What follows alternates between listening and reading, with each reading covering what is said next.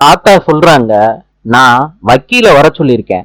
நம்ம சொத்து, ஷேரு எல்லாத்தையும் சூர்யா பேருக்கே எழுதிடலான்னு முடிவு பண்ணியிருக்கேன். சொல்லிட்டு சூர்யாவுக்கு பரிவட்டத்தை கட்டி விடுறாரு தாத்தா. அதையும் சூர்யா ஏத்துக்கிறாரு. கௌதமும் சித்ரா தேவியும் அப்ப வீட்டுக்குள்ள என்ட்ரி கொடுக்கறாங்க. தாத்தா கேக்குறாங்க, கௌதம் எதுக்காண்டி இந்த வீட்டுக்குள்ள வந்த?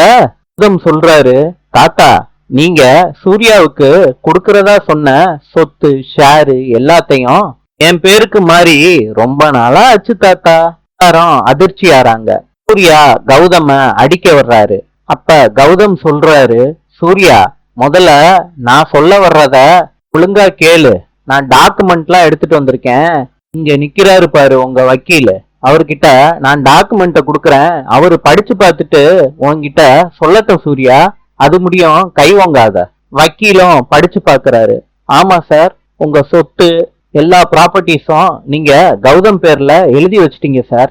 கௌதம் சொல்றாரு, ஒழுங்கா நான் சொல்றத கேட்டுக்கிட்டு இருந்தீங்கன்னா இந்த வீட்டுல இருக்கலாம், இல்லாட்டி இந்த வீட்டை விட்டு நீங்க கிளம்பி போகலாம். தாத்தா அசிங்கப்பட்டு நிக்கிறாரு. எல்லார்கிட்டையும் சொல்றாரு, நம்ம இந்த வீட்டை விட்டு போயிடலாம். எல்லாரும் தாத்தா பின்னாடி வீட்டை விட்டு வெளியே வர்றாங்க. நாளை சந்திப்போம்.